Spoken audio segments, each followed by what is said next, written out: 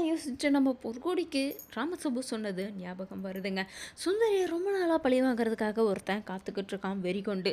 அவன் இப்போ ரொம்ப சக்ஸஸ்ஃபுல்லாகவும் அவன் நினச்ச மாதிரி பண்ணிக்கிட்டு இருக்கான். நம்ம வேணும்னா அவன் கூட வேணும் கூட்டு சேர்ந்து நம்ம இதை செய்யலாமா சுந்தரியை கவுக்கிறதுக்காக அப்படின்னு சொல்லி இருந்த ஞாபகம் இப்போ தாங்க பொற்கொடிக்கு வந்திருக்கு.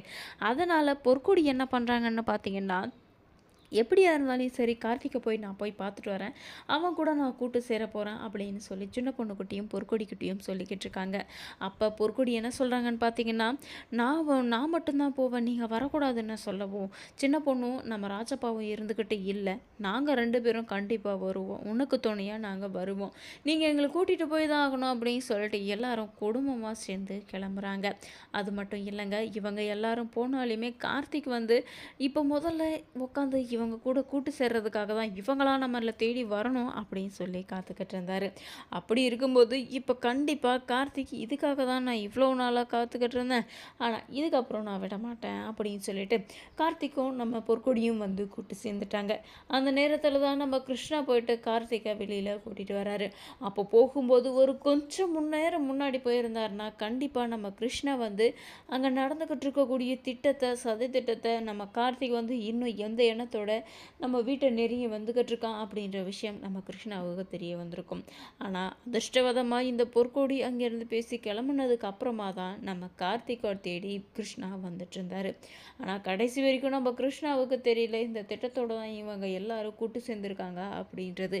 இப்போ வரைக்குமே கார்த்திகை எல்லாருமே வந்து அவன் மாறிட்டான்னு தான் நினச்சிக்கிட்டு இருக்காங்க. உள்ளுக்குள்ளார இவ்வளோ பெரிய வன்மத்தை வச்சுருக்கான்ற விஷயம் யாருக்கும் தெரியல. சுந்தரிக்கு ஹாஸ்பிட்டலில் இருக்கிற வரைக்கும் என்ன செய்கிறது ஏது செய்கிறதுன்னு புரியாத முருகனுக்கு ஃபோன் பண்ணி உடனடியாக வீட்டுக்கு வாங்க மாமா அப்படின்னு சொல்லி விஷயத்த சொல்கிறாங்க. ஆனால் நம்ம முருகன் ரொம்பவும் பயத்தோடு தான் போயிருக்காரு. ஏன்னா வீட்டில் இருக்கக்கூடிய ஒரே ஒரு வாரிசு குழந்தை வாரிசு எல்லாருக்கும் பிடிச்ச குழந்தை அப்படின்னும் போது எல்லாருமே வந்து குழந்தை நல்லபடியாக இருக்கணும், குழந்தைக்கு அந்த ஆபத்தும் வரக்கூடாதுன்னு சொல்லி தான் எதிர்பார்த்தாங்க. ஆனால் இது எல்லாத்தையும் நிகழ்ந்ததுக்கு காரணம் நம்ம செல்வியும் லக்ஷ்மியும் சேர்ந்து தான் பார்க்குக்கு கூட்டிகிட்டு போயிட்டு கார்த்திகோட சேர்ந்து விளையாடி இருக்காங்க அப்படின்ற விஷயம் முருகனுக்கு தெரிஞ்சால் கண்டிப்பாக கார்த்திகோட நிலைமையும் நம்ம லக்ஷ்மி செல்வி இவங்க 2 பேரையும் என்ன சொல்லுவாங்க அப்படின்றத மறக்காமல் கமெண்ட்ஸில் சொல்லிடுங்க. கண்டிப்பாக சுந்தரிக்கு சப்போர்ட்டாக தான் நம்ம முருகன் நிற்குவாருன்னு எல்லாருமே நினைக்கலாம். ஆனால் முருகனும் இது வந்து அவனோட குழந்தை தானே, அந்த குழந்தைக்காக தானே அவன் சுந்தரி வந்து பின்தொடர்ந்துக்கிட்டு இருக்கான் அப்படின்ற விஷயம் முருகன் புரிஞ்சுக்கிட்டாருன்னா ஒருவேளை நம்ம சுந்தரி எதிராகவும் மாறுறதுக்கான வாய்ப்புகள் இருக்குது. அந்த குழந்தைய அவங்ககிட்ட கொடுத்துடலாம் அப்படின்னு முருகன் சொன்னாலும் கண்டிப்பாக எல்லாரும் எதிர்த்துக்கிட்டு எனக்கு குழந்தை தான் வேணும்னு சொல்லி நம்ம சுந்தரி போராட்டம் பண்ணுவாங்க. வீடியோ பிடிச்சிருந்தா லைக் பண்ணுங்கள், சேனலை சப்ஸ்கிரைப் பண்ணிக்கோங்க.